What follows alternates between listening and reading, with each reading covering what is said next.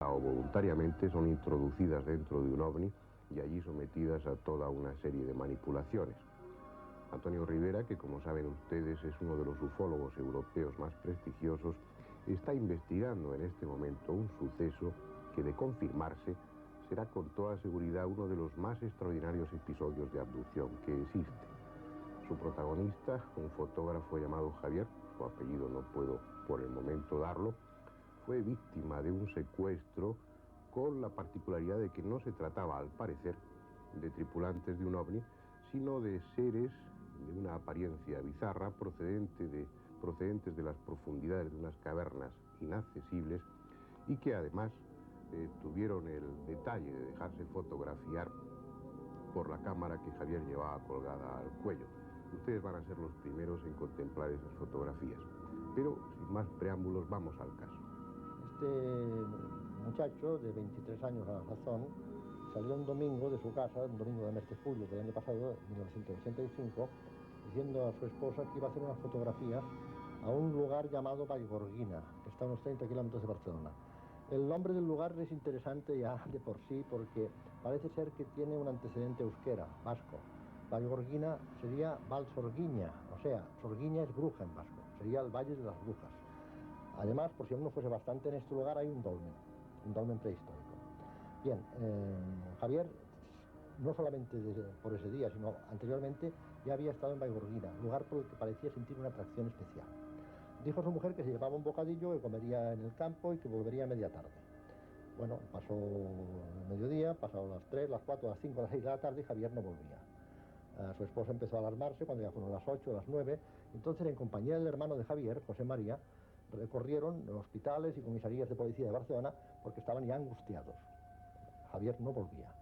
Y no volvió hasta el lunes siguiente, o sea, al día siguiente a las 6 de la tarde, en que llegó tranquilamente a su casa, muy campechano, y asombrado de que los comercios estuvieran abiertos. Dijo, pero ¿cómo es que si es domingo está todo abierto? Su hermano José María dice, no, hombre, Javier, hoy es lunes. Tú has estado ausente 36 horas de tu casa. Claro, el hombre nos explicaba lo que había pasado, se convenció efectivamente que era lunes y que tenía un tiempo perdido.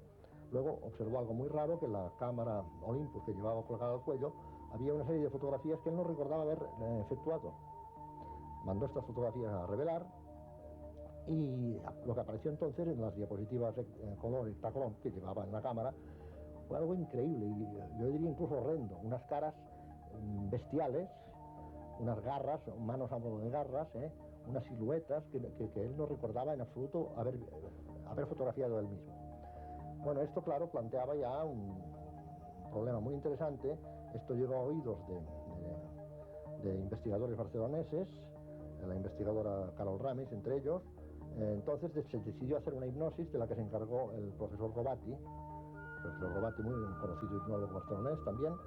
Se sometió a Javier a hipnosis y lo que salió en la hipnosis fue alucinante. Es decir, Javier decía que llegó a Vallgorguina, se encontró metido en una especie de niebla, que esto es un rasgo muy característico de todas las abducciones, la niebla en la que se mete el automóvil. Luego salieron de la niebla unos seres que él compara un poco a seres reptilíneos porque tenían un tacto viscoso, parece ser que los tocó en su piel era fría y viscosa. La estatura de estos seres era un poco menor que la humana, entre 1,50 m y 1,55 m. Estos seres le llevaron a una cueva.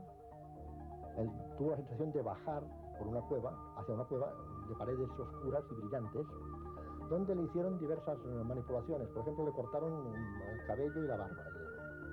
Javier llevaba barba. Luego le tomaron muestras de sangre con un aparato con 3 puntas que le aplicaron en el brazo izquierdo. Yo recuerdo que esto ocurrió en julio, él me vino a ver en noviembre, todavía mostraba los 3 agujeros en el brazo izquierdo. Después de esto, pues lo soltaron. Tras quitarle la cámara que él llevaba al cuello, la Olympus, y hacerse fotos entre ellos. Esto sale perfectamente en la hipnosis. En la hipnosis también hay una sensación clarísima de miedo y de angustia por parte de Javier. No quiere que bajar allí, no quiere que le toquen, tiene miedo por sus cámaras fotográficas, dice que me las vais a estropear, no sabéis cómo funcionan, etc. Y luego pues lo suben a la superficie y lo dejan en su coche. Y entonces quizá viene la parte más alucinante de la historia. Javier mira por el espejo retrovisor y ve sentado en la parte posterior del coche a sí mismo, se ve a sí mismo, es decir, su doble. Pero su doble especular, es decir, un doble invertido. Observa que el reloj lo lleva en la muñeca derecha, que un bolsillo en el que llevaba en la camisa hawaiana de flores lo lleva en otro lado. Este ser le dice que continúe, que siga por el coche, y llegan a Barcelona y allí se apea. El ser, el doble de Javier le pide que se pare y se apea. Este ser luego ha reaparecido varias veces, ha sido visto por amigos de Javier que le han notificado: hombre, el otro día te vimos en el Paralelo, por ejemplo. Pues si no estuve en el Paralelo. O te vimos esperando el autobús en la Puerta de la Paz. Y además, como ibas todavía con una camisa hawaiana, si era en pleno invierno, hacía mucho frío.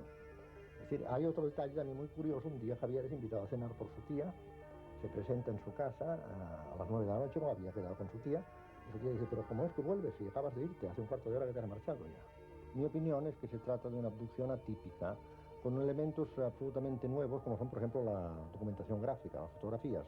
Luego no hay presencia de nave, lo cual parece también excluir, en principio, que pudiera tratarse de extraterrestres, quizás se trate de otro tipo de seres.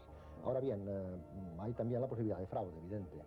Bien, como ha dicho el mismo Antonio Rivera, hay que ser muy cautos en el momento de opinar sobre la verosimilitud de este caso.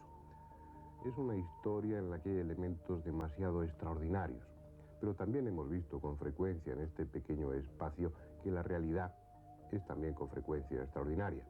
Ahí quedan los datos, ahí quedan las fotografías, y más adelante, cuando la investigación haya avanzado y tengamos más elementos de juicio, probablemente podamos emitir un veredicto sobre la autenticidad de todo ello. Hasta entonces, ya saben, tengan cuidado con los parajes solitarios.